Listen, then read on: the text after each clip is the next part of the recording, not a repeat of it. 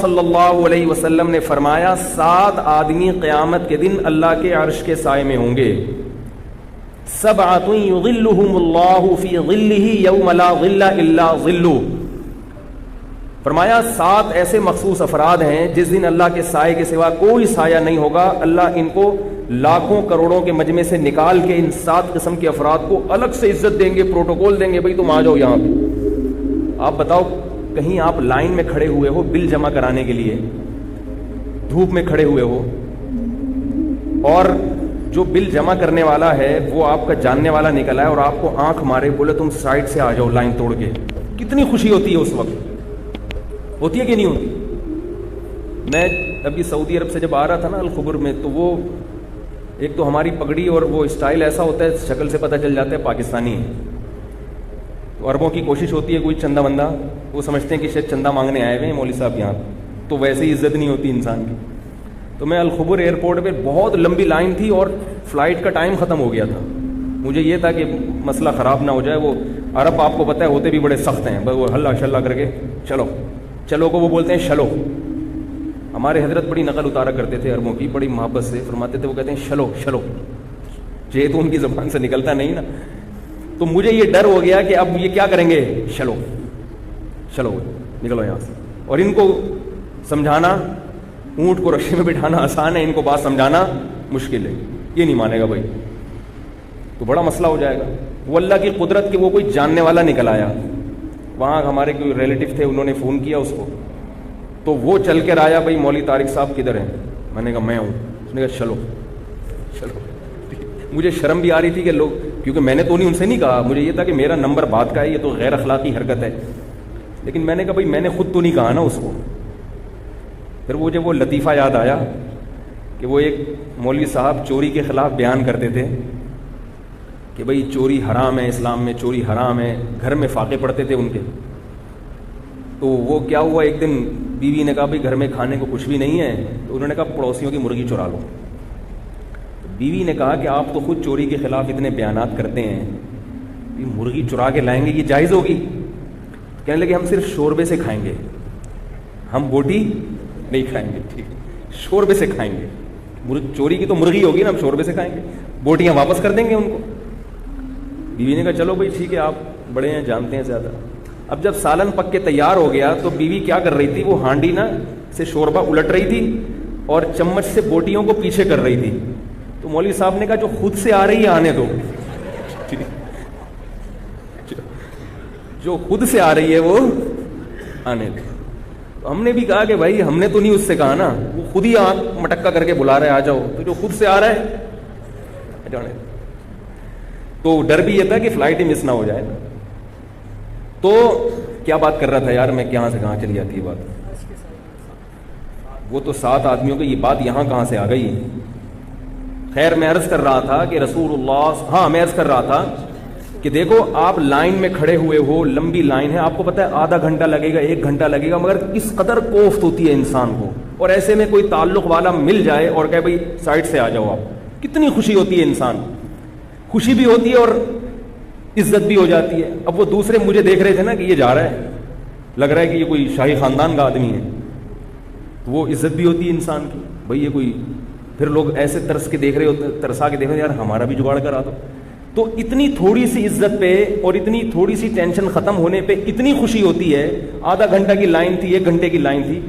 سوچو میدان حشر میں جہاں ایک دن 1000 سال کے برابر ہوگا, 50,000 سال کے برابر ہوگا, اور لوگ پسینوں میں ڈوبے ہوئے ہوں گے, وہاں فرشتہ آ کے لائن سے لوگوں کو نکالے کہ یہ 7 قسم کے افراد جن کے پاس یہ والا کارڈ ہے, 7 قسم کے افراد وہ سائڈ پہ ہو جائیں. ان کو اللہ اپنے سائے کے تحت, سائے کے نیچے جگہ دیں گے. جب تک حساب و کتاب ہوگا وہ ایئر کنڈیشن روم میں بیٹھیں گے, ان کا اکرام ہوگا.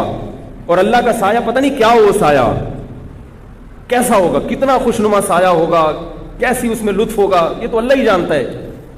تو سوچو اس وقت خوشی کا کیا عالم ہوگا, کیا عالم ہوگا خوشی کا. تو وہ 7 آدمی کون ہیں؟ نبی صلی اللہ علیہ وسلم نے ارشاد فرمایا امام عادل, ایک وہ بادشاہ یا وزیر اعظم یا وہ صدر جو عدل کے ساتھ حکومت کرے. اس کا اتنا بڑا درجہ کیوں ہے کہ جب آپ کے پاس کوئی عہدہ آتا ہے تو آپ مسئول نہیں ہوتے. آپ لوگوں سے تو پوچھتے ہو, لوگ آپ سے نہیں پوچھ سکتے. بادشاہ جب آپ کے پاس آ جاتی ہے, اب آپ جو مرضی کرو. آپ کے ہاتھ میں جج بھی ہے, آپ کے ہاتھ میں آرمی بھی ہے. حکمران کیا کرتے ہیں؟ جج آپ کے خلاف فیصلہ کرنے والا تھا تو جج ہی کو مروا دیا, جج تبدیل کروا دیا. بہت کچھ ہوتا ہے. جس کے پاس طاقت ہوتی ہے اس کے لیے عدل کرنا بڑا مشکل ہوتا ہے, وہ عدل نہیں کرتا.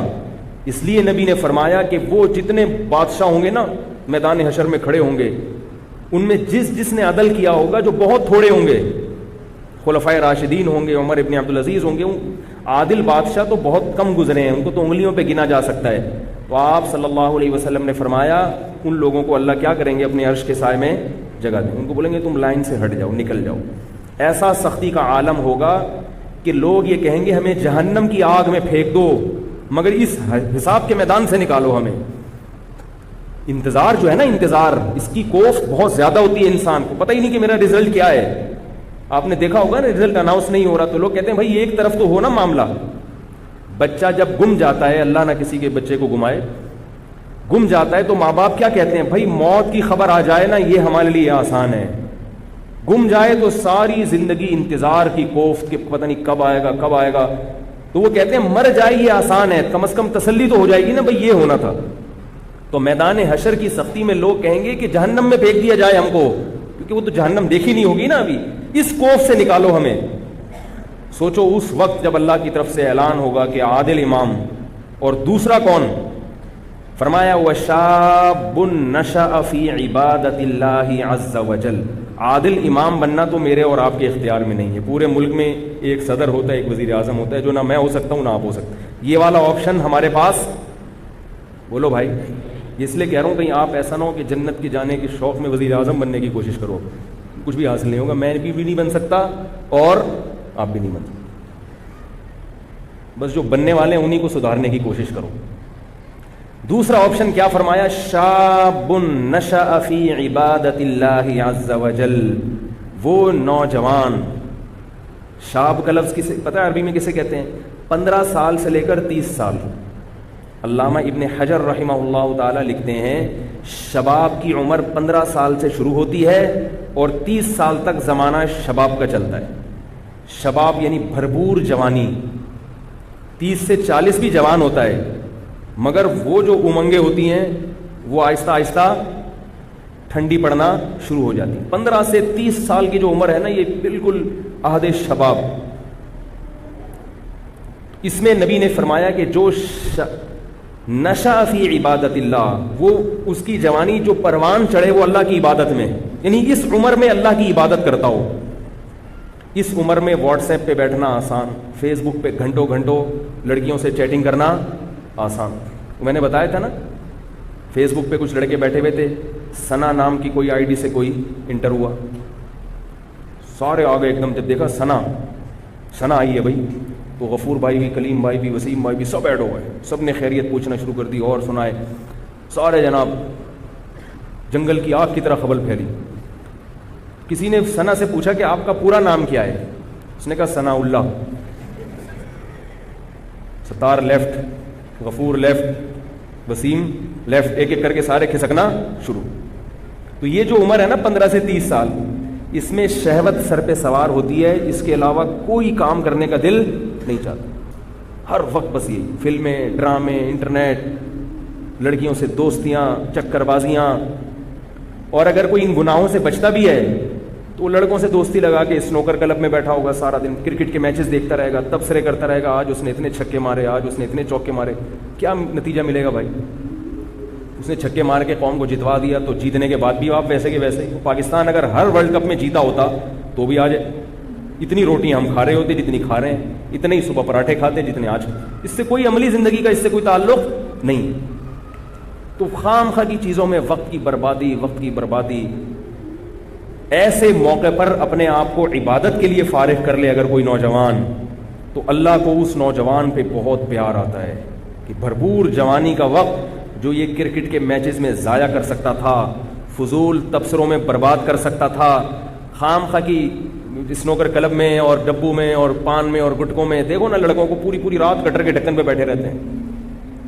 چھٹی والے دن کیا ہوتا ہے؟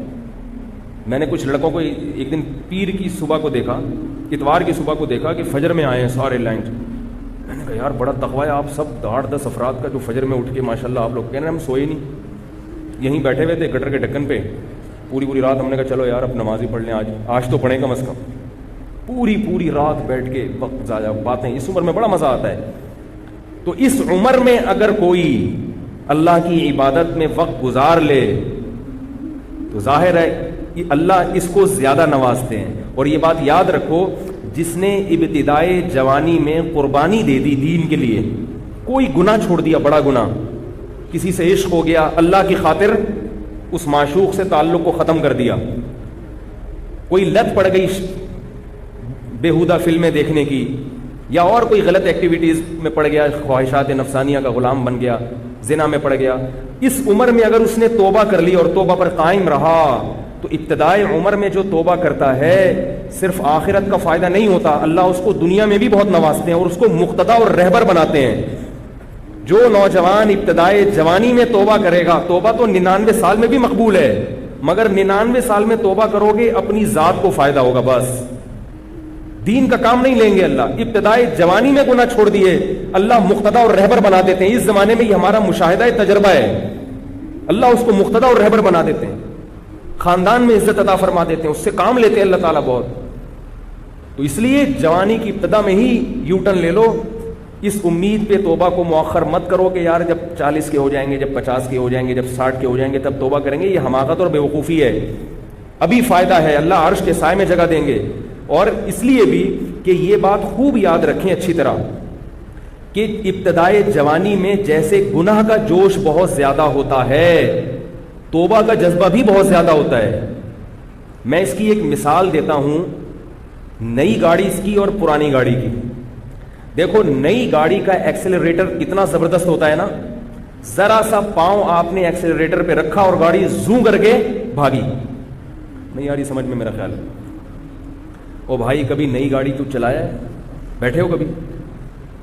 رینٹ پہ لے کر آؤ اور ایک دفعہ ٹرائی کر کے دیکھو. اس کے ایکسیلریٹر پہ آپ ذرا سا پاؤں رکھو گے گاڑی زوں کر کے اٹھتی ہے کہ نہیں اٹھتی؟ لیکن بریکیں بھی اسی حساب سے مضبوط. بریک پہ ذرا سا اشارہ کیا وہیں جام ہو جاتی ہے. جتنی بھاگنے کی اسپیڈ ہے نا اس کی، رکنے کی رفتار بھی اسی حساب سے. نئی گاڑی کے بریک شو اتنے مضبوط ہوتے ہیں کہ آپ نے اگر بریک پر مکمل پاؤں رکھا گاڑی قلبازیاں کھا کے گر جائے گی مگر وہیں اسٹاپ ہو جائے گی، وہیں رک جائے گی. وہ جوان آدمی کی مثال بالکل ایسے ہے. اس کے دل میں گناہوں کی جو امنگیں ہوتی ہیں، بد نظری کا دل چاہتا ہے اس کا، کوئی عورت جا رہی ہے دل چاہے گا اب جا کے پکڑ لوں اس کو میں، اسی کے ساتھ رکشے میں بیٹھ کے ایڈریس بتاتے بتاتے گھر تک پہنچ جاتے ہیں اسے. یہ جوان آدمی کی امنگیں ہوتی ہیں. کوئی بےہودہ سین نظر آئے گا فیس بک پہ، انٹرنیٹ پر، دل چاہے گا فلم دیکھوں پوری میں.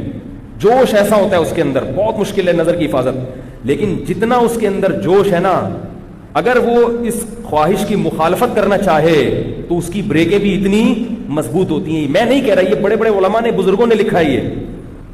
اس لیے حضرت حکیم الامہ مولانا اشرف علی تھانوی رحمہ اللہ، جن کو حکیم الامہ اس لیے کہا جاتا تھا، وہ فرماتے ہیں کہ اللہ کی قسم بڑھاپے میں توبہ کرنا بہت مشکل ہے، جوانی میں توبہ کرنا آسان ہے. بڑھاپے میں اعصاب کمزور ہو جاتے ہیں، توبہ کے لیے نفس کی مخالفت چاہیے. بڑھاپے میں اعصاب کمزور ہو گئے، مخالفت نہیں ہوتی انسان سے اپنی. بڑھاپے میں جب اعصاب، دیکھو بیمار آدمی جو ہے نا وہ چاہتا ہے میری مرضی کے خلاف سارے کام ہوں، میری مرضی کے مطابق سارے کام ہوں، وہ چاہتا ہے نا. آپ کی طبیعت خراب ہو تو آپ چڑچڑے ہوتے ہو کہ نہیں ہوتے؟ بھائی ہوتے ہو نا یار. دیکھو آپ کو بخار ہے، نزلہ ہے، کھانسی، گھر میں پڑے ہوئے ہو، بچے شور کر رہے ہیں تو آپ کیا کہہ رہے ہو؟ تو پہلے ہی میری طبیعت خراب ہے، اوپر سے تم چڑچڑ کر رہے ہو، کہتے ہیں نا. آپ کو بخار ہے، آپ لیٹے ہوئے بخار میں، بیگم نے کوئی الٹی بات کی، آپ کہے تو میں بخار میں جل رہا ہوں، اوپر سے مجھے اور تپا رہی ہے، تو کہتے ہیں نا. بھائی میں صحیح ہوتا، میری صحت ہوتی، پھر الٹی سیدھی باتیں کر لیتی، تھوڑا انتظار کر لیتی ٹھیک ہونے کا. بیمار آدمی چونکہ کمزور ہوتا ہے، لہذا اس میں برداشت کی قوت، بولو بھائی، ختم. اب اس سے اپنی مخالفت نہیں ہوتی. تبھی بیمار کا خیال کرنا چاہیے، بھائی جو وہ کہہ رہا ہے کر لو. صحت مند آدمی اپنی مخالفت کر لیتا ہے. صحت مند آدمی کے گھر میں بچے چیخ رہے ہیں، برداشت کر لے گا، چیخ رہے ہیں تو کوئی بات نہیں، برداشت کر لے گا، جس کی صحت اچھی ہے. ہمارے ایک دوست تھے مدرسے میں، یہ مدرسے کے طلبہ بھی بڑے شرارتی ہوتے ہیں, کچھ ہر ایک نہیں لیکن کچھ نہ کچھ ہر جگہ ہوتے ہیں. وہ کہیں گاؤں سے آئے تو وہ ان کا قد تھا چھوٹا, تو ہمارے کلاس میں 2-3 بڑے شرارتی طلبہ تھے. وہ ان کو نا چھوٹو چھوٹو کہہ کے ہم ان کو منع کرتے تھے, یار یہ جائز نہیں ہے, لیکن وہ بس ہر جگہ کچھ 2-3 شرارتی ہوتے ہیں. وہ اس کو چھوٹو چھوٹو کہہ کے نا اس کو غصہ دلاتے تھے. اس کو غصہ آتا تھا. جب اس کو غصہ آتا تھا تو کہتے تھے تمہارے اعصاب کمزور ہیں اس لیے تمہیں غصہ آ رہا ہے. وہ اور تپتا تھا کہ یار ایک تو یعنی جو میرا رائٹ ہے غصہ ہونا اس پہ بھی مجھے تپا رہے ہیں, تو وہ اور بیچارہ رہا ہے نا. تو میں اس سے کہتا تھا بھائی تو پہلے ہی چھوٹا ہے, یہ تپ کے نا اور یوں ہو کے اور نہ چھوٹا ہو جائے گا. تو ان کو تو سمجھ میں نہیں آ رہا تو تم ان کی باتوں پہ غصہ ہونا چھوڑ دو. بھائی ٹھیک ہے بولنے تو ان کو, تھوڑے دنوں میں خود ہی خاموش ہو جائیں گے. تو کیوں, لیکن ظاہر ہے وہ انسان کمزور ہو جاتا ہے, وہ سن کے اس کو غصہ آنا شروع ہو جاتا ہے. تو جب آپ کے اعصاب کمزور ہوتے ہیں, آپ بیمار ہوتے ہو, آپ پہ بڑھاپا آنے لگتا ہے, تو آپ میں برداشت کی قوت ختم ہو جاتی ہے. ختم نہیں بھی ہوتی تو کم ہو جاتی ہے. بات بات پہ غصہ آتا ہے انسان کو. یہ تو اللہ تعالیٰ کی بہت بڑی رحمت ہے کہ بڑھاپے میں اللہ سماعت بھی کمزور کر دیتے ہیں, بصارت بھی کمزور کر دیتے ہیں. یہ اللہ کی رحمت ہے. جب انسان بوڑھا ہوتا ہے نا سب چیزیں کمزور آہستہ آہستہ, نظر بھی کم آئے گا, سنائی بھی کم دے گا. یہ اللہ کی رحمت ہے, کیونکہ اگر ساری چیزیں نظر آنا شروع ہو جائیں نا دور دور تک, تو ساری صحیح چیزیں تھوڑی نظر آتی ہیں انسان کو. وہ غصہ ہوتا رہے گا بھائی یہ کیا ہو رہا ہے یار وہ اس کو مار کے چلا گیا اور وہ سڑک پہ بندہ پڑا ہوا ہے. تو اللہ کیا کرتے ہیں, اس کی نظر کمزور کر دیتے ہیں, وہ ادھر ادھر جو کچھ ہو رہا ہے اس کو نظر ہی نہیں آتا. اسی طرح سماعت بھی کمزور کر دیتے ہیں تاکہ سب باتیں سنائیں. سارے مسئلے تو یہی ہوتا ہے نا, ہمیں سب کچھ سمجھ میں آ رہا ہوتا ہے کون کیا کہہ رہا ہے. اب ہر آدمی صحیح بات تو نہیں کرتا نا, کوئی غلط کر رہا ہے کوئی صحیح کر رہا ہے. غلط بات پہ جوان آدمی کہتا ہے چلو کر رہا ہے تو کیا کریں میری بلا سے یار, تھوڑا سا غصہ آئے گا. بوڑھا آدمی جب سنے گا غلط بات تو اس کو اندر اللہ اس کو سننے ہی نہیں دیتے, کہتے تمہیں پھر اگر سنائی دے گا تو سمجھ میں نہیں آئے گا, دماغ کمزور. یہ جو بوڑھوں کے دانت کمزور ہوتے ہیں اس میں فائدہ کیا ہے, اگر ان کے دانت ایسے ہو نا جوانوں والے تو وہی انڈے پراٹھے کھانا شروع کر دیں گے, میدے میں ہضم کرنے کی طاقت ختم ہو گئی. اللہ دانت بھی گرا دیتے ہیں کہ بھئی اب دلیا کھاؤ, تاکہ یہ سب کے ساتھ ہوگا. میں کسی خدا نخواستہ کسی بزرگ کی توہین نہیں کر رہا, کسی کو میں کوئی توہین مقصد نہیں, یہ تو سب کے ساتھ ہو گئی, تو زمینی حقائق ہیں. تو جب یہ ساری چیزیں کمزور ہوں گی تو اعصاب بھی کمزور ہوں گے کہ نہیں ہوں گے. توبہ جو ہے نا یہ بریک ہے, بریک. تو جیسے نئی گاڑی کے ایکسیلیٹر میں بہت طاقت ہوتی ہے, اسپیڈ بہت ہوتی ہے, ایسے ہی بریکیں بھی بہت مضبوط, جدھر لگاؤ گے ادھر ٹھا کر کے رک جائے گی گاڑی. اور پرانی گاڑی میں کیا ہوتا ہے, آپ نے ایکسیلیٹر پہ پاؤں رکھ کے کھڑے ہو گئے, تھوڑا تھوڑا آہستہ آہستہ اٹھنا شروع ہوگی. میرا پرانی گاڑی کا بھی تجربہ ہے. ایک دفعہ میں نے کہیں سے کسی کا جنازہ خرید لیا, کوئی 1975 کی کرولا تھی. انہوں نے بہت ٹوپی کرائی مجھے کہ اتنی زبردست گاڑی. بیچنے والا تو ایسے ہی کرتا ہے نا, وہ ایسے قلابے میں لا دیے, ہم نے وہ جنازہ خرید کے لے آیا. بعد میں لوگوں نے کہا تو جنازہ ہے بھائی, کسی کا اٹھا کے لے آیا. اب میں جب اس کے ساتھ گاڑی چلا رہا ہوں, پہلا ٹرائل میں نے لیا, تو میں بریک لگا رہا ہوں تو لگی نہیں رہی. میں نے کہا یار یہ بریک کیوں نہیں لگ رہی. انہوں نے کہا یہ تھوڑا دیر بعد جا کے لگے گی, 4 دفعہ آپ اس کو لگائیں گے تو 5ویں دفعہ میں یہ لگنا. میں اسی وقت اتر گیا, میں نے کہا لے بھائی تو پکڑ گاڑی. سب چیزیں برداشت ہو سکتی ہیں, بریک کے معاملے میں رسک نہیں لے سکتے. کوئی سامنے آ گیا بندہ, 5-6 آپ نے لپیٹ دیے, 6ٹھے پہ جا کے اس کی پھر بریک لگی. میں نے کہا تو فری میں بھی دو گے, نہیں لوں گا بھائی میں. تو پرانی گاڑی ہے نا, ایکسیلیٹر نہیں ہے, اسپیڈ نہیں ہے, بہت ٹائم لگائے گی اٹھنے میں. گناہوں کی طرف رغبت نہیں ہے اتنی, مگر تھوڑی سی بھی رغبت اگر پیدا ہو گئی اس کو ختم کرنا پھر بس میں نہیں ہوتا. وہ دل چاہتا ہے کر لوں, اگر نہیں کرو گے اس کی طبیعت میں چڑچڑاپن پیدا ہوگا, ڈسٹرب ہوگا اندر سے, صحت خراب ہوگی اور سر مارے گا کبھی اس دیوار سے کبھی اس دیوار سے جا کے. اس لیے جوانی میں ان گناہوں کی لت کو ختم کر دو تو ہو جائے گی. خدا کی قسم بڑھاپے میں بہت مشکل ہے, بہت مشکل ہے بڑھاپے میں. اور بڑھاپے میں بھی گناہ ہوتے ہیں. حدیث میں آتا ہے نا کہ اللہ قیامت کے دن بوڑھے زانی کی طرف نظر اٹھا کے نہیں دیکھیں گے. اس سے پتہ چلتا ہے کہ بوڑھا بھی زنا کر سکتا ہے. اب بوڑھے میں زنا کیسے کرے گا, اس میں تو جسمانی طاقت ختم ہو گئی. ہمارے حضرت فرمایا کرتے تھے جسمانی طاقت تو ختم ہو گئی مگر شہوت کبھی بھی ختم نہیں ہوتی. وہ نہیں کبھی بھی ختم ہوتی, وہ موت تک رہتی ہے انسان کے ساتھ, وہ کبھی بھی ختم نہیں ہوتی. تو اس لیے جوانی میں اگر توبہ کر لی, ابھی جیسے گناہوں کی طرف طبیعت مائل ہے, بریکیں بھی الحمدللہ مضبوط ہیں. ہمارے ایک دوست تھے, ان کو بدنظری کی عادت پڑ گئی. پھر انہوں نے علماء کے بیانات سنے تو انہوں نے مجھے آ کے بتایا کہ اب میں نے اپنے آپ کو چیلنج کیا ہے کہ کسی عورت کو تو دیکھ کے دکھا دے. اپنے آپ کو چیلنج، مقابلہ ہے. یہ چیلنج انسان جوانی میں کرتا ہے کہ بھئی اب تو نظر اٹھا کے دکھا، دیکھتا ہوں تیرے میں کتنا دم ہے. اور کہہ رہے پھر میں نہیں اٹھائی. میں نے بہت دل چاہتا تھا جب کوئی کنوارے تھے، ابھی شادی ہو گئی الحمدللہ، تو کہہ رہے بہت دل چاہتا ہے جب کوئی عورت گزرتی ہے نظر اٹھا کے دیکھوں، مگر میں اپنے آپ کو وہی ہے نا بریک لگا لی نا، بریک پاؤں آگے بریک رک گئے. اور جوانی میں ایک فائدہ یہ بھی ہے کہ گناہ سے جب توبہ کرو گے تو اپنے آپ کو گناہ پر سزا دینا بھی آسان ہے. دیکھو اگر گناہ کیا آپ نے تو توبہ کا طریقہ کیا ہے؟ اپنے لیے کوئی سزا متعین کرو. اگر میں نے نظر اٹھا کے کسی عورت کی طرف دیکھا 500 روپے صدقہ کروں گا، یہ چپٹ اپنے آپ کو لگائی کہ نہیں لگائی؟ یہ جوانی میں لگ جائے گی، بڑھاپے میں مشکل ہوگی. کیونکہ 500 روپے ہر آدمی کا اپنا حساب ہے. جو مالی بعض لوگوں کے لیے 500 کی ویلیو ہے، بعض کے لیے 5000 بھی کچھ نہیں ہوتے. اگر آپ کی تنخواہ 1 لاکھ ہے تو آپ 5000 صدقہ کر دیں، صحیح ہے نا. اگر آپ کی تنخواہ 20000 ہے تو آپ 500 روپے جرمانہ رکھ لیں. تو یہ جرمانہ جب ادا کرو گے تو نفس کی مخالفت ہوگی، دل کو تکلیف ہوگی. یہ تکلیف جوانی میں برداشت کرنا آسان.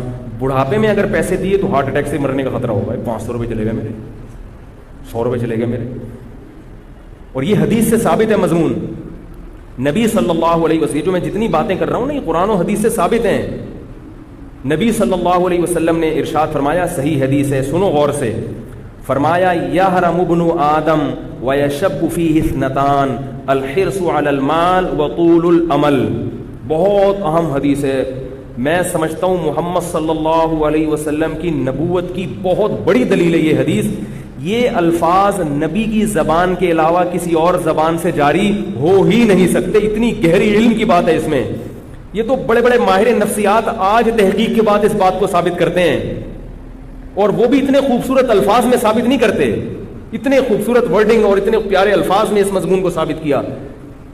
وہ کیا ہے؟ آپ صلی اللہ علیہ وسلم نے فرمایا، انسان جیسے جیسے بوڑھا ہوتا ہے، خوب اچھی طرح سمجھو، اور کسی اور کے بارے میں نہیں کہ آپ اپنے علاقوں کے بوڑھوں کو دیکھنا شروع کر دیں، یار یہ ایسے ہیں. اپنے بارے میں ہر آدمی، میں اپنے بارے میں یہ حدیث بیان کر رہا ہوں کہ میں اپنے گریبان میں جھانک کے دیکھوں. کیا فرمایا نبی نے؟ یحرم ابن آدم، انسان یعنی آدم کی اولاد جیسے جیسے بوڑھی ہوتی ہے، یشب فیہ اثنتان، 2 چیزیں اس میں جوان ہونا شروع ہو جاتی ہیں. دیکھو انسان جب بوڑھا ہوتا ہے تو ہر چیز بوڑھی ہوتی ہے نا. اس کی آنکھیں بھی بوڑھی ہو جائیں گی، سماعت بھی بوڑھی ہو جائے گی، گھٹنے بھی بوڑھے ہو جائیں گے، پاؤں بھی بوڑھے، ہر چیز سے بڑھاپا جھلکتا ہے نا. جذبات بھی بوڑھے ہو جائیں گے، شوق بھی بوڑھے ہو جائیں گے. لیکن آپ نے فرمایا 2 چیزیں کیا ہوتی ہیں اس میں؟ جوان ہوتی ہیں، خوب زور پکڑتی ہیں. وہ الحرص علی المال، دولت کی محبت. نہیں آ رہی بات؟ حالانکہ وہ تو کم ہونی چاہیے نا. بھائی قبر کے قریب ہو رہا ہے انسان تو دولت کی محبت تو کم ہونی چاہیے، جوانی میں زیادہ ہونی چاہیے. یار ابھی تو میں نے رہنا ہے 20 30 40 سال، اور ابھی تو کھانے پینے کی عمر ہے تو پیسہ کماؤں. لیکن نبی نے کیا فرمایا؟ جوانی میں اتنی نہیں ہوتی جتنی بڑھاپے میں زیادہ ہوتی ہے. وہ تو بوڑھا بیچارہ کما نہیں سکتا، اس لیے وہ اپنی جذبے کو لے کے بیٹھا رہتا ہے، اعصاب میں طاقت نہیں ہوتی. 2 چیزیں جوان ہوتی ہیں. ایک کیا ہے؟ الحرص علی المال، دولت کی محبت. دوسری بات فرمایا طول العمل، لمبی لمبی امیدیں. حالانکہ ہونا بالکل الٹا چاہیے. جوانی میں لمبی امیدیں ہونی چاہیے. بھائی ابھی تو 40 سال رہنا ہے، ابھی تو میں یہ کروں گا، ابھی تو میں یہ کروں گا، ابھی تو میں یہ کروں گا، ابھی تو کیوں ہوگا. جوانی میں بھی ہوتی ہیں امیدیں. جیسے جیسے عمر زیادہ ہو دنیا سے امیدیں کم ہونی چاہیے. کیا خیال ہے؟ لیکن آپ نے فرمایا یہ امیدیں بڑھتی ہیں، جوان ہوتی ہیں. یہاں علماء نے ایک بہت گہرا نقطہ بیان کیا ہے. فرمایا اس سے تو انسان کو بوڑھوں کے بارے میں بدگمانی ہوگی. کسی بھی بوڑھے کو آپ دیکھو گے تو شریعت میں تو بوڑھے کا احترام ہے نا. کیا کریں یار، کیسے سمجھائیں؟ اشکال سمجھ میں آ رہا ہے؟ بھائی شریعت میں بوڑھے کا احترام ہے تو ہم کیسے احترام کریں گے بوڑھے کا جب ہمیں یہ پتا ہوگا کہ اس بوڑھے میں 2 برائیاں ہیں. اس میں تو سارے مشائخ، سارے بزرگ، سارے علماء معاذ اللہ لپیٹ میں آ گئے کہ یار جو بھی سفید داڑھی والا ہے بوڑھا ہے، اس میں 2 برائیاں ہیں، ایک دنیا سے محبت اور ایک دولت کی محبت. یہ تو بری چیز ہے نا، اس سے تو انسان کو نفرت ہوتی ہے. تو علماء نے بیان کیا کہ حدیث کے الفاظ یہ نہیں ہے کہ انسان جب بوڑھا ہوتا ہے تو 2 چیزیں پیدا ہوتی ہیں. نا نا نا نا 2 چیزیں اس میں جوان ہوتی ہیں. جوان وہی چیز ہوتی ہے جو پیدا پہلے ہو چکی ہو.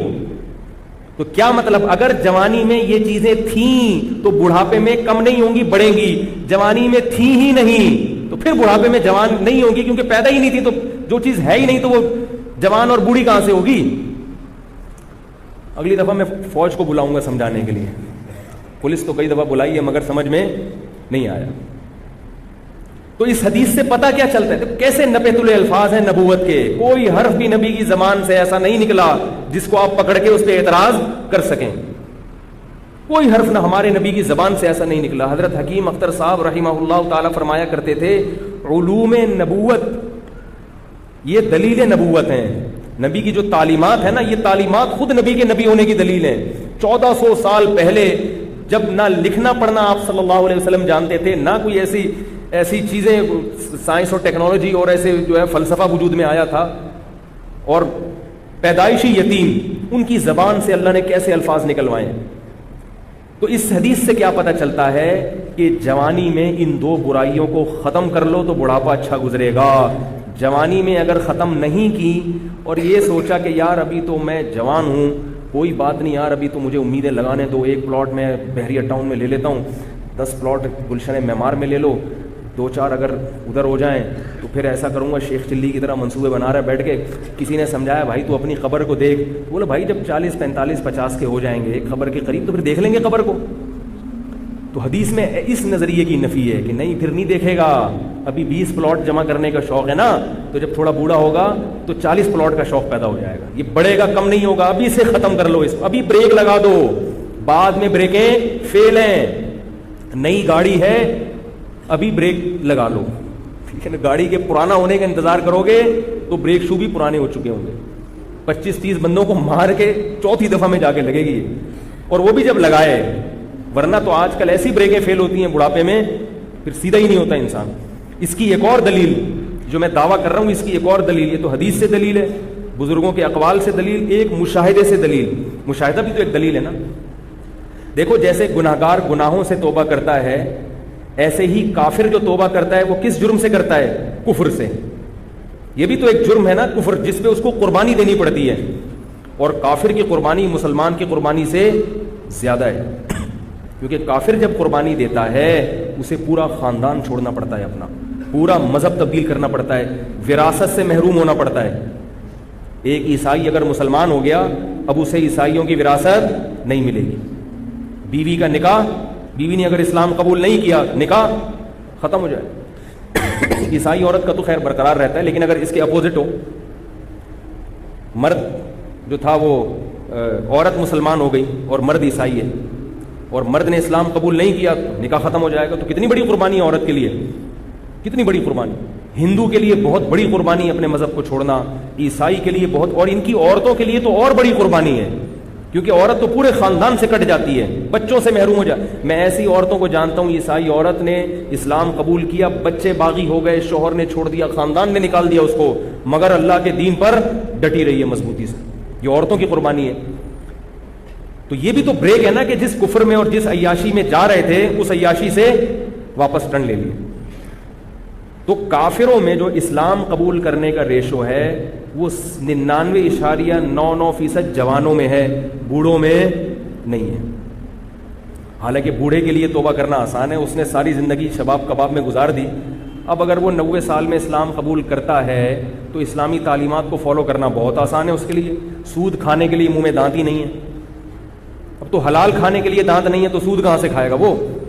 شراب پینے کے لیے جگر، شراب کو ہضم کرنے کے لیے جگر میں طاقت ختم ہو گئی. زنا کی ویسے ہی طاقت ختم ہو گئی. اب کیا جا رہا ہے بھائی، تو اسلام قبول کر لے، اور اگر خاندان تجھے اول تو نکالے گا نہیں، اس بڑھاپے میں اگر اسلام قبول بھی کر لو گے لوگ بولیں گے پردادا کا دماغ خراب ہو گیا کیا کر رہے ہیں. وہ تھوڑی بائیک آؤٹ کریں گے، انہیں ٹھیک ہے بھائی پڑھا رہے وہاں نماز پڑھ لیا کر. لیکن بوڑھا ایک بھی میں نے نہیں دیکھا غیر مسلموں نے جس بوڑھے نے اسلام قبول کیا. میرے ہیں ایسے، میں نے اپنی زندگی میں نہیں دیکھا. میں نے جتنے غیر مسلم اسلام قبول کرتے ہوئے دیکھے ہیں وہ سب شباب دیکھے ہیں، 15 سے لے کے 30 سال تک، بالکل ابتدائی جوانی میں. حالانکہ ابھی ان کی عیاشی کی عمر شروع ہوتی ہے. ان کے مذہب میں شراب کی بھی اجازت، ان کے مذہب میں زنا کی بھی اجازت، ان کے مذہب میں سود کھانے کی بھی اجازت، ان کے مذہب میں عبادت صرف ہفتے میں ایک دن، وہ بھی نہ کرو تو کوئی مسئلہ نہیں. اسے پتہ ہے ادھر میں کنورٹ ہوا، اسلام قبول کیا، آگے سنگلاخ چٹانیں ہیں میرے راہ میں کھڑی ہوئی ہیں، اور رمضان کے روزے ہیں، پھر سب سے بڑا تو خاندان کا بائیکاٹ. مگر ابتدائے جوانی میں جب عیاشیوں کا وقت تھا وہ توبہ کر کے اسلام قبول کر لیتی. ان کی عورتیں بھی کرتی ہیں. میں نے بتایا نا کہ ہندو لڑکی کہ میرے پاس فون آتے ہیں، مسائل پوچھتی ہے، اس نے ہندو خاندان کی ہندو کی جو بڑی اونچی ذات ہے نا، اونچی ذات جو ہندوؤں کی ہے نا، اس میں اسلام قبول کرنا اور مشکل ہے، کیونکہ وہ نہیں چھوڑتے، وہ مار دیتے ہیں، کہتے ہیں ہم تو بڑے اونچے خاندان کے لوگ ہیں، تم اسلام کیسے قبول کیے؟ اس لڑکی نے، نوعمر لڑکی نے گھر میں اسلام قبول کیا، رمضان کے چھپ کے روزے رکھے، اتنی گرمیوں کے چھپ چھپ کے نمازیں پڑھ رہی ہے. ابھی مجھے 1 سال سے رابطے میں نہیں، مجھے نہیں پتا کیا حال ہوا اس کا، لیکن کتنی بڑی قربانی ہے. اس کو کیا مل رہا ہے اس پہ؟ خاندان بھی گیا. اور اس نے مجھے بتایا کہ اگر میرے گھر والوں کو پتہ چل گیا تو مجھے جان سے مار دیں گے، جان سے مار دیں گے. کسی نے اس کو تبلیغ نہیں کی. خود اس کے دل میں خیال آیا کہ یہ جو ہم اپنے ہاتھ سے پتھر بناتے ہیں، بت بناتے ہیں، صبح شام انہی کو ہم ہی مٹھائیاں کھلا رہے ہیں، یہ ہمارے معبود کیسے ہو؟ اس نے مجھے اپنے گھر کے نا بت کی تصویر بھیجی تھی. بت رکھا ہوا ہے، مستنڈا بیٹھا ہوا ہے، اس کے سامنے اس کے ابا اماں صبح صبح مٹھائی رکھ کے گئے تھے. اس نے مجھے تصویر بھیجی کہ یہ مٹھائی، یہ ہمارے بھگوان صاحب ہیں، یہ بھگوان کا ساشا ہے، اتنا سا تھا وہ. بھگوان بھی بہت مختلف قسم کی پیکنگ میں آ رہے ہیں نا. ایک بڑے والے بھگوان ہوتے ہیں، ایک بھگوان کے جیسے ہمارے ہیں نیڈو کا ایک بڑا ڈبہ ہوتا ہے، مہمان آئے تو بھائی نیڈو کا ایک ساشا لے آؤ یار، 1 کپ چائے بنانی ہے، پتی کا ساشا لے آؤ. تو ان کے ہاں بھی ہے کہ اصل بھگوان تو وہ مندر میں جا کے مراد ہے، فی الحال بھگوان چھوٹی پیکنگ میں بھی گھر میں رکھے ہوئے کہ کوئی ایمرجنسی میں اگر کوئی کام پڑ جائے تو یہ چھوٹا والا بھگوان. اب ظاہر کامن سینس کی باتیں تو نہیں ہیں، تو عقل کہتی ہے. تو اس کی لڑکی کی عقل نے کہا کہ یہ غلط ہے، اسی کو ہم مٹھائی کھلا رہے، مٹھائی بھی نہیں کھا رہا، صبح سے رکھی ہوئی ہے اس کے سامنے، ناک پہ مکھی بیٹھے تو اڑا نہیں سکتے. اللہ نے قرآن میں کیا فرمایا؟ یا ایھا الناس ضرب مثل فاستمعوا له. ہمارے حضرت جب یہ آیت پڑھتے تھے نا، ایسا جوش آتا تھا، حضرت کے چہرہ سرخ ہو جاتا تھا. حضرت نے ہمارے ایک بیان کیا، تو وہ بیان ہم لوگ لکھا کرتے تھے نا واعظ کی شکل میں. تو حضرت نے وہ بیان جب کیا تو ریکارڈ بھی ہوا وہ بیان. تو حضرت وہ ریکارڈنگ میں آیت میں کہیں اونچ نیچ ہو گئی تو حضرت یہ آیت دوبارہ ریکارڈ کروا رہے تھے. تو جب حضرت نے میں بیٹھا ہوا تھا اور ایک اور ہمارے ساتھی تھے، وہ بیٹھے ہوئے تھے حضرت کے سامنے، ہم وہ لکھ رہے تھے آیت. حضرت نے یہ آیت پڑھنا شروع کی، یا ایھا الناس ضرب مثل فاستمعوا له. اے لوگو، اے انسانوں، ایک مثال بیان کی جاتی ہے، فاستمعوا له، اسے غور سے سنو، غور سے. اللہ کیسے پوری دنیا کے سارے انسانوں سے خطاب، ان کو متوجہ کیسے کر رہے ہیں اپنی طرف. اے لوگوں، صرف مثال بیان کر رہا ہوں میں، اسے غور سے سنو، غور سے. ان الذین تدعون من دون اللہ، اللہ کو چھوڑ کر تم جن کو پکارتے ہو، چاہے وہ مزار کے بابے ہوں، چاہے وہ جنات ہوں، چاہے وہ فرشتے ہوں، چاہے وہ پتھر کے بنے ہوئے بت ہوں. فرمایا ان الذین تدعون من دون اللہ لن یخلقوا ذبابا، ہرگز ہرگز ایک مکھی بھی پیدا نہیں کر سکتے، ایک مکھی بھی. وَإِن يَسْلُبْهُمُ الذُّبَابُ شَيْئًا، مکھی اگر ان کی جو مٹھائیاں تم نے رکھی ہوئی ہیں نا ان کے پاس، مکھی اگر مٹھائی لے کے اڑ جائے یہاں سے تو وَإِن يَسْلُبْهُمُ الذُّبَابُ شَيْئًا لَا يَسْتَنقِذُوهُ مِنْهُ، یا اس مکھی سے وہ مٹھائی یا وہ چیز چھڑا نہیں سکتے. ضعف الطالب والمطلوب، فرمایا جو ان کو پکارنے والے ہیں وہ بھی لچر، اور جن کی عبادت کی جا رہی ہے وہ بھی لچر، کمزور، کچھ بھی نہیں کر سکتے، مکھی تک نہیں بنا سکتے. مکھی کوئی چیز لے کے اڑ جائے تو مکھی سے چھڑوا نہیں سکتے. یہ تمہاری حاجت روائی کریں گے، یہ تمہیں اولاد دیں گے، یہ تمہاری شادی کرائیں گے. یہ عاملوں کا بھی میں یہی کہتا ہوں، یہ جو روحانی ابھی میں جاؤں گا نہیں اس طرف، ورنہ پھر مجھے جو ہمارے حضرت کو یہ آیت پڑھتے ہوئے جوش آتا تھا نا، میں جب عاملوں کے خلاف جاتا ہوں وہ جوش مجھے وہیں آنا شروع ہو جاتا. کسی خاتون کا فون آیا، وہ مجھے طارق چوغتائی سمجھ کے فون کر رہی تھی. میرا نام بھی طارق ہے نا، تو اس بہانے سے بہت سے لوگ مجھے فون کر دیتے ہیں. خاتون کا فون آیا، وہ آپ طارق چوغتائی ہیں؟ میں نے کہا اللہ نہ کرے بھائی. میں نے کہا خیر مسئلہ، کہہ رہی وہ آپ نے ایک وظیفہ بتایا تھا، اس سے میری 1 بچی کی شادی تو ہو گئی، 2 بچیاں رہ گئی ہیں، ان کے لیے بھی بتا دیں. میں نے کہا کہ اللہ کی قسم وہ اس وظیفے سے نہیں ہوئی تھی، وہ ویسے ہی ہو گئی تھی، باقیوں کی بھی دعا کریں ویسے ہی انشاءاللہ ہو جائے. میں نے کہا اس سے جا کے تحقیق کریں، اس کے اپنے خاندان کی بچیوں کی کتنوں کی شادیاں نہیں ہو رہی، اگر یہ وظیفوں سے ہو رہی ہوتی اس کی اپنی کتنوں کی نہیں. میں نے کہا آج کل تو شادیاں ویسے ہی نہیں ہو رہی ہیں. بندے کریں گے تو ہوں گی نا شادیاں. یہ تو آپ لوگ کتنے ہیں یہاں جو میرڈ ہیں, سارے کنوارے بیٹھے ہوئے یہاں پہ. جب کرو گے ہی نہیں, عمریں نکلیں گی تو الٹے لٹک کے وظیفے پڑھو, سیدھے لٹک کے وظیفے پڑھو, کچھ بھی کرو, ہوگا ہی نہیں. ابے بھائی روٹی کھاؤ گے نہیں تو پیٹ میں جائے گی, وہ جو مرضی کرو. جب مردوں نے نکاح کرنا ہی چھوڑ دیا ہے, 40 سال کی عمر میں تم نکاح کرو گے تو لڑکیوں کی شادی کہاں سے ہوگی؟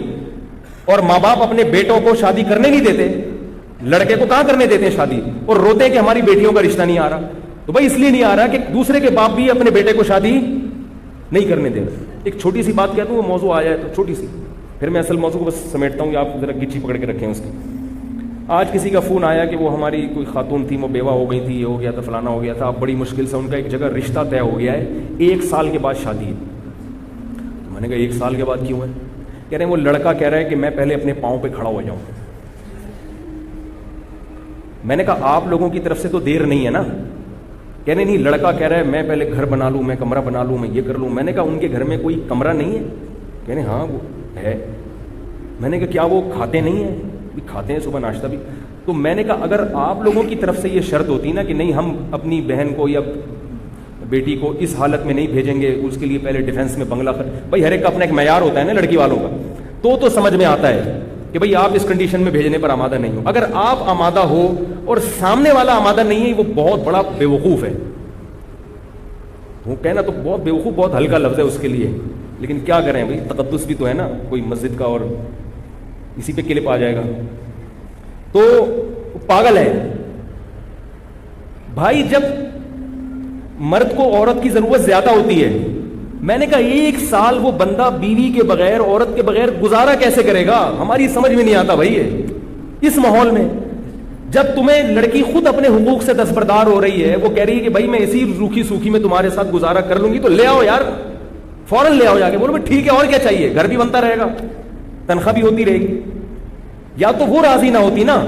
تو میں نے ان کو فون پہ کہا, میں نے کہا اللہ کا بہت بڑا فضل ہو گیا کہ اللہ نے مجھے مولوی بنا دیا, ورنہ میں بھی ایسا مخنچو ہوتا. معاشرہ تو ایسے ہی لوگ پیدا کر رہا ہے. کیسے 1 سال خدا کی قسم روزے رکھ کے گزارا ہو سکتا ہے؟ میرا یہ نظریہ ہے. اس ماحول, اس معاشرے میں عورت کے بغیر 1 سال گزارا ہو جائے, اور آدمی بھی جوان ہو, اور ہو بھی آدمی بھی ہو, اور 1 سال عورت کے بغیر وہ گزارا کر لے, اس کو لیبارٹری میں لے جا کے رکھ دو, اس کو گینز بک آف ورلڈ میں اس کا نام لکھوا دو. کیسے گزارا کرے گا؟ یہ زندگی کا ہر وقت کی ٹینشن ہے. یہ تو خواہشات نفسانی جو ہے, یہ شہوت ہے, تو جسم کی ریکوائرمنٹ ہے. جیسے بھوک لگتی ہے نا, چاہے کتنے نیک ہو, کتنے پرہیزگار ہو, بھوک تو لگے گی بھائی. چاہے تبلیغ میں چلے لگا لو, 4 منٹ لگا لو, اور ڈبل ہو جائے گی بھوک. تبلیغ میں نکل کے آدمی واقعی میدا بڑا ٹائٹ ہو جاتا ہے, ڈبل کھانا کھاتا ہے. اس کو ختم نہیں کر سکتے, صحابہ نہیں ختم کر سکے تھے بھائی. عثمان ابن مظعون رضی اللہ تعالی عنہ سفر میں ہوتے تھے, کہتے تھے ہم بیوی کے بغیر سفر کرتے تھے, ہم پہ بہت شہوت سوار ہو جاتی تھی, ہم بہت پریشان ہوتے تھے. صحابی جو نبی کی صحبت اٹھاتے ہیں, اتنے پریشان ہو گئے کہ انہوں نے نبی سے اجازت مانگی کہ یا رسول اللہ آپ ہمیں اجازت دیں, ہم کوئی ایسی چیز کھائیں کہ ہم خسی ہو جائیں, نامرد ہو جائیں, ہم سے گزارا نہیں ہوتا عورت کے بغیر سفر میں. تو آپ صلی اللہ علیہ وسلم نے فرمایا کہ نہیں, تمہیں خسی ہونے کی اجازت نہیں ہے. کیا فرمایا؟ تزوجوا الودود الولود فانی مباہی بکم الامم. فرمایا نکاح کرو. نکاح کیا مطلب؟ سفر میں کر لو کسی سے نکاح. یہ نہیں کہ ابھی جائیں گے تو پھر اس 6 مہینے استخارے نکالیں گے, پھر لڑکی والے آئیں گے تو پھر لڑکے والے جائیں گے. اتنا ٹائم نہیں ہے بھائی, اتنا ٹائم نہیں ہے. سفر میں گئے ہو, کوئی رشتہ میسر ہے, شادی کرو. گھر میں فون کر کے ابا کو بتا دو, ہو گئی ہے, ہو گئی. صحابہ کا ایسا ہی ہوتا تھا, ابا ہو گئی. آج پتہ نہیں کیا عذاب بنا لیا اللہ کے بندو. 1 سال کیسے گزارا کرتے ہو, خدا کی قسم میری سمجھ میں نہیں آتی. یا تو کوئی بہت نیک ہے, اتنا نیٹ کلین پاک صاف ہے, ایسا ہے تو مجھے بتاؤ, میں اس سے اصلاحی تعلق قائم کرنا چاہتا ہوں بھائی. ہمیں تو ایسے لوگ چاہیے, بیوی کے بغیر بھی رہیں 1 سال اور جوان بھی ہوں, اور پھر بھی گناہ کا ان کے دل میں خیال نہ آئے, اور ایسے پاک صاف زندگی. یا تو وہ کچھ اور مخلوق ہے, کسی اور جنس کا آدمی ہے, یا وہ بہت نیک ہے. میں اس سے بیعت ہونا چاہتا ہوں, میں بیعت ہونا چاہتا ہوں. بھائی ہم بھی اسی معاشرے کے انسان ہیں, تو کیسے پاگل پنا ہے کہ میرا بھی کمرہ. بھائی تمہیں جب کوئی نعمت مل رہی ہے, یہ ایسے ہی ہے جیسے روٹی سامنے رکھی ہوئی ہے آپ کے, روٹی کہہ رہی ہے کہ مجھے کھا لو, اور آپ کو بھوک بھی لگ رہی ہے, اور آپ کو نہیں میں نہیں کھا رہا, میں پہلے ڈیفینس میں ایک بنگلہ بناؤں گا, اس کی چھت پہ ایک ہوٹل بناؤں گا, وہاں بیٹھ کے کھاؤں گا. تو آپ اپنا ہی نقصان کر رہے ہو نا. جو 1 سال آپ کو صبر کرنا پڑے گا, یہ خود اپنے لیے ٹینشن ہے. اور یہ بات یاد رکھو, یہ حیا کے خلاف ہے, مگر ایک سائنسی حقیقت ہے, اس لیے بتا رہا ہوں میں. کہ نکاح میں جتنی تاخیر کرو گے نا سیکچول پاور اتنی کم ہوتی چلی جائے گی، کیونکہ انسان کی جو قوت استعمال نہیں ہوتی وہ قوت آہستہ آہستہ کم ہو جاتی، فارغ ہوتے چلے جاؤ گے.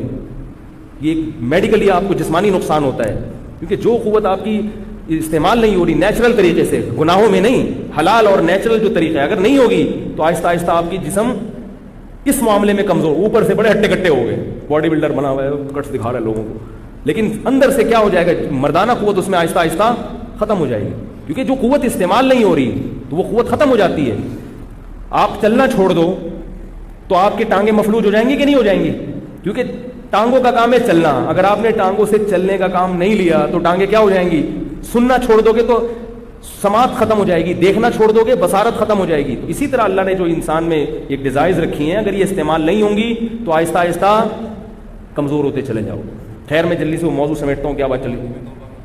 تو میں یہ عرض کر رہا تھا کہ نبی صلی اللہ علیہ وسلم نے کیا فرمایا کہ بڑھاپے میں یہ دو چیزیں جوان ہوتی ہیں، تو اس لیے جوانی میں ختم کر لو تو فائدے میں رہو گے. جوانی میں دنیا سے محبت ختم کر دو. کیسے ختم ہوگی؟ دنیا کمانا منع نہیں ہے، دل لگانا منع ہے.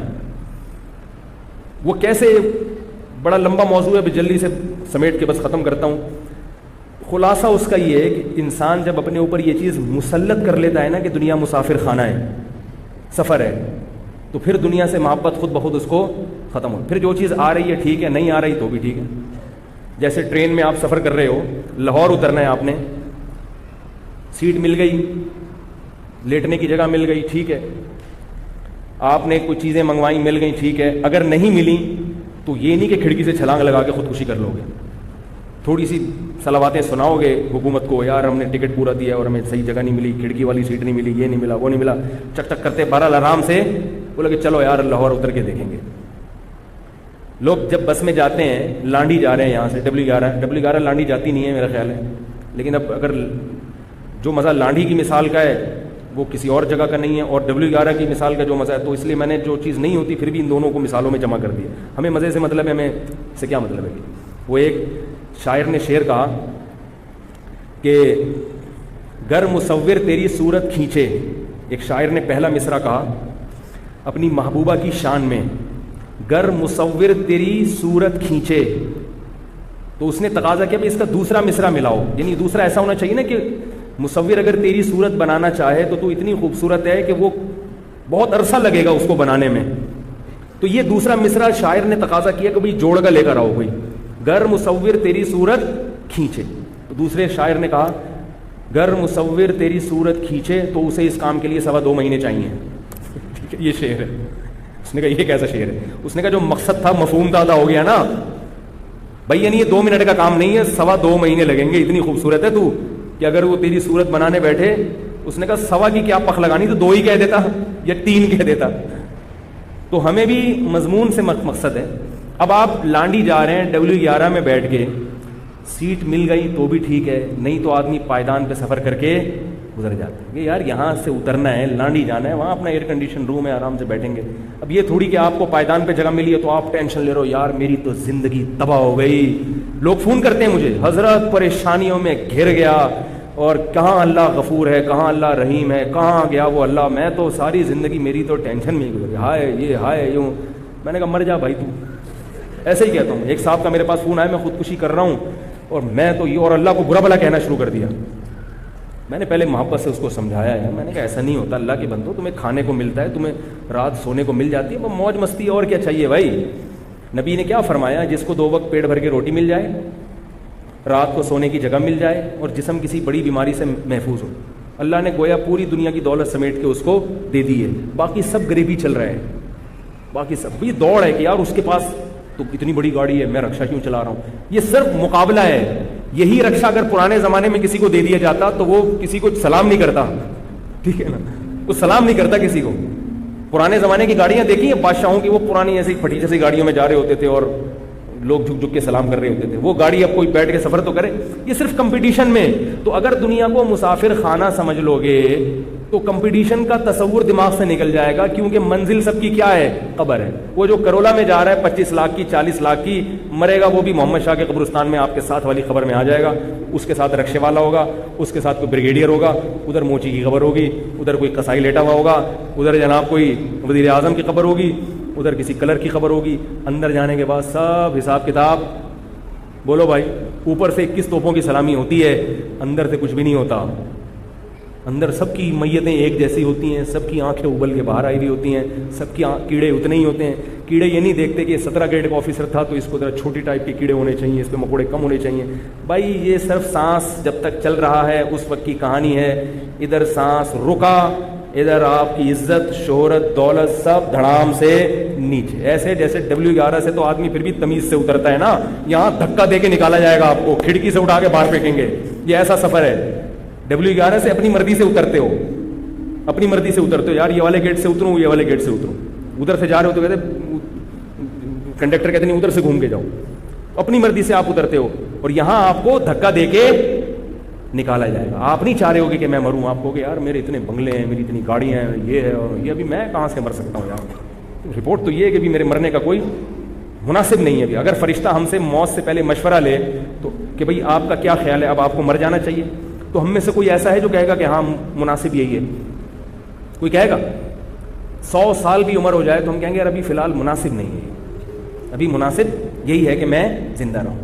اس لیے فرشتے نے صرف حضرت موسیٰ علیہ السلام سے پوچھا تھا، صحیح بخاری کی حدیث ہے، فرشتہ آیا حضرت موسیٰ علیہ السلام کے پاس، موسیٰ علیہ السلام نے پوچھا کون ہو؟ انہوں نے کہا موت کا فرشتہ ہوں، جان نکال لے آئے۔ حضرت موسیٰ نے تماشا دیا ٹائٹ قسم کا، اس کی آنکھ نکل کے باہر آ گئی۔ اللہ کو حضرت موسیٰ کا جلال دکھانا تھا نا ذرا۔ اس لیے خوب یاد رکھو، ہمارے بزرگ کہتے ہیں کہ بزرگوں کی عادتیں مختلف ہوتی ہیں۔ جب کسی کا عالم ہونا، نیک ہونا ثابت ہو جائے نا، تو اس کے ذرا ذرا سے رویوں کو چینج دیکھ کے بدگمان نہ ہو جایا کرو۔ بعض بڑے نرم مزاج ہوتے ہیں، بعض میں ذرا کڑکی ہوتی ہے، تو کڑک طبیعت ہے تو بولو اللہ نے حضرت موسیٰ علیہ السلام والا مزاج دیا ان کو۔ حضرت موسیٰ نے تو موت کے فرشتے کو لگا دیا تھا کھینچ کے تماچا، پتہ نہیں کیوں لگایا تھا، اس نے جا کے شکایت کی اللہ سے، اللہ تو نے کس بندے کے پاس بھیجا ہے، کیونکہ حضرت موسیٰ نے کہ تماچا تو مشہور تھا نا۔ تو ہم سے نہیں فرشتہ پوچھے گا آ کے، ہمیں بس کیا کہ نکلو یہاں سے۔ تو جب نکلنا ہی ہے، جانا ہی ہے، تو بھائی کرولا مل جائے ٹھیک ہے، تھوڑی مٹھائی کھلا دیا کرو، کھا لیا کرو، نہیں تو رکشا بہتر ہے، چنچی سب سے بہتر ہے۔ کتنا اچھا لگتا ہے چنچی میں پیچھے بیٹھا ہوا آدمی جا رہا ہوں، کتنا اچھا لگتا ہے نا، اس کا اپنا ایک مزہ ہے۔ اور چرسیوں سے عبرت حاصل کیا کرو، چرسیوں سے۔ چرسی ہوتے تو گناہگار ہیں لیکن ان کی زندگی بڑے مزے، کیونکہ یہ نہ ان کو عزت کی فکر رہتی ہے، نہ دولت کی فکر، ان کو صرف پاؤڈر چاہیے، ہیروئن جی کو صرف پاؤڈر چاہیے، ان کی ایک ہی تمنا ہے کہ پاؤڈر مل جائے، ان کو پاؤڈر اگر مل گیا بس مزے ہی مزے ان کے۔ تو آپ اپنا ہدف اللہ کی رضا کو بنا لو، اللہ کی رضا کا پاؤڈر مل گیا تو مزے ہیں، نہیں ملا تو بھائی کوئی فائدہ نہیں اس عزت کا۔ یہ عزت قارون کو ہم سے زیادہ ملی ہے، فرعون کو ہم سے زیادہ ملی ہے، کیا کر لیا انہوں نے اس عزت کا؟ تو اللہ کی محبت کا پاؤڈر اگر ہمیں بس اس کا پاؤڈر ہی بنا دو اپنے آپ کو، اور وہ کیسے حاصل ہوتا ہے، وہ بزرگوں کی صحبت کے بغیر حاصل نہیں ہوتا۔ خیر یہ الگ ٹاپک ہے، میں اس پر بعد میں کبھی بات کروں گا۔ وہ کتابوں سے حاصل نہیں ہوتا، وہ کتابوں سے حاصل نہیں ہوتا، وہ اہل اللہ کے ساتھ رہنا پڑتا ہے، اس طرح سے وہ چیز حاصل ہوتی ہے۔